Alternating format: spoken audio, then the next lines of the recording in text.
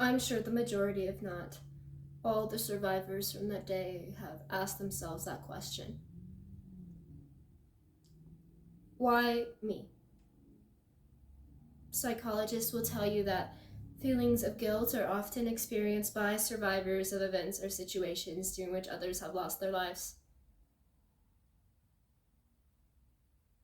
There was a time during the first weeks and months after that day when I did have that very reaction, but somewhere along the line of personal healing, my mind began to focus not on the narrow black and white fact of my survival, but instead on an expanded concept of how I came to find myself there for that event and what the reality will mean to everything still to come in my future. I'm sure it was at that point when I began to realize that for me, true peace of mind would only come through a willingness to accept the fact that there must be, and I must find, the purpose of my presence there that day.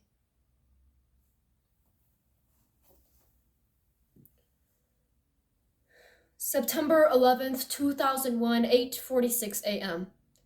Flight 11, hijacked by Al-Qaeda terrorists, crashed into the World Trade Center North Tower. 9:03 a.m. Flight 175 struck the World Trade South Tower.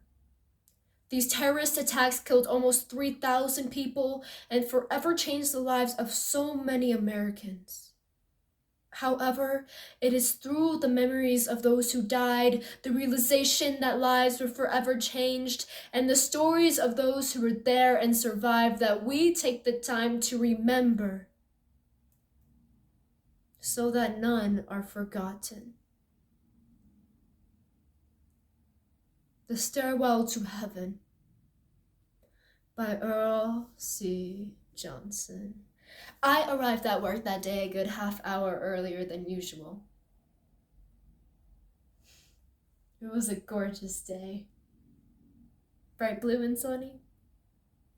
Not long after getting into the office, I was standing with a couple of my team members, chatting about a presentation we had later in that day, when BOOM! There was this really loud explosion and a huge shaking and swaying of the building that literally lifted me off of my feet and caused me to fall into a nearby wall.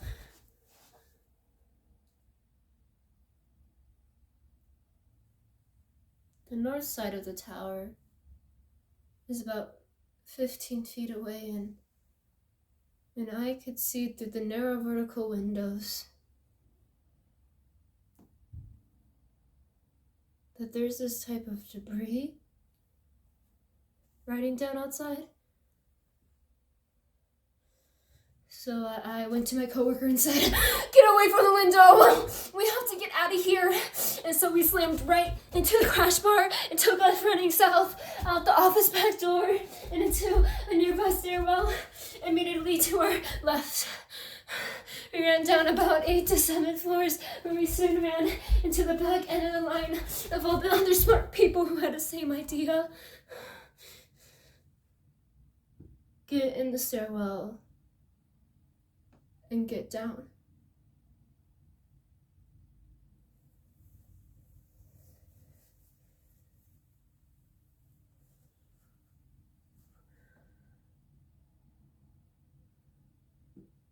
We did not move literally another step at that point for a good 15 minutes, and with each passing minute, I began to sense in my own body the amount of energy I was expending trying to tell myself to stay calm.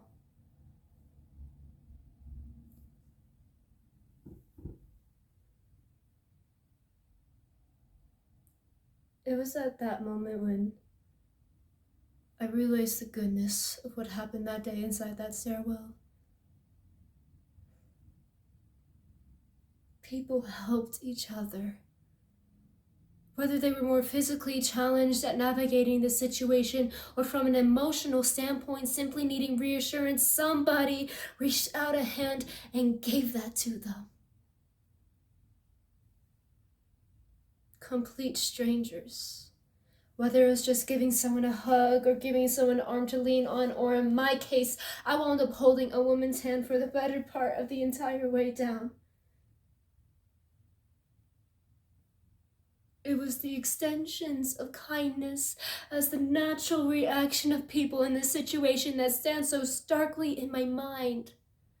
In an environment of physical confinement, overcrowding, and palpable anxiety and fear, the best in all of us presented itself. When the line began to move again, the next real event was the second plane hitting the South Tower. I mean, as separated as those buildings were, the concussion and shockwave of the impact rattled through our little space, and I could see people's fear rise to a new level. It was another unknown, a very loud and disturbing movement of this building that we knew shouldn't be occurring in something this large.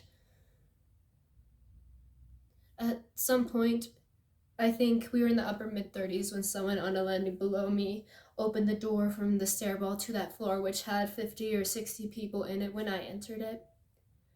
But as I walked about 50 feet away from the door, my body had a physical reaction.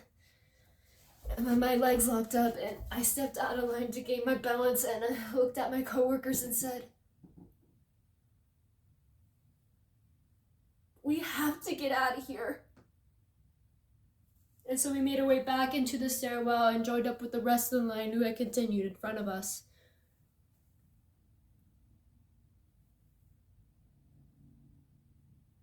I don't have any evidence to support this, but it is my belief that not everyone who decided to stop on that floor that day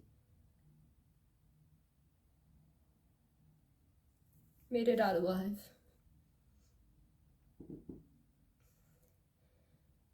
At some point, I think I heard some clapping, but it was just fading in and out. But as I got down another flight of stairs, it's just getting louder and louder.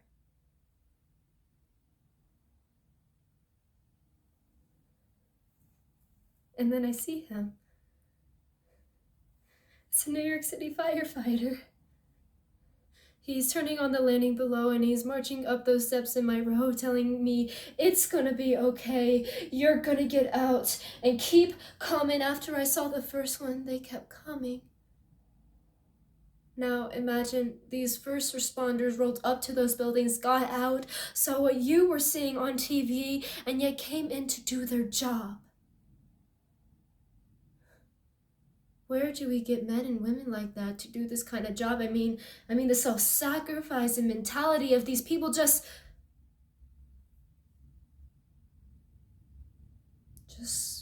boggles my mind. As we approach the bottom,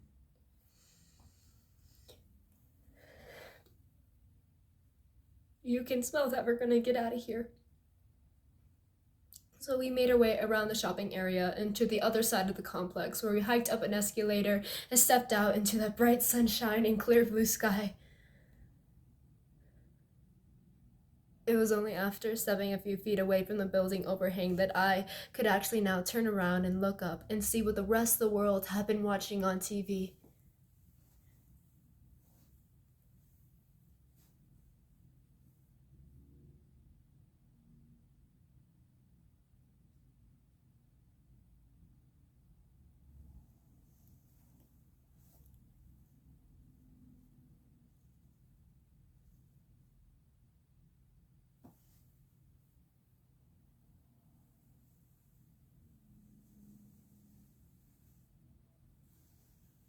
And it was the most surreal,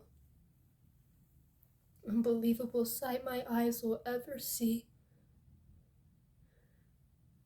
The smoke and debris pouring forth from the buildings, the thousands of people milling about looking lost and in shock, the poor souls whose only choice was to jump to their death or be consumed by the flames, and all of that imagery flooded my heart. No, no, I have not forgotten.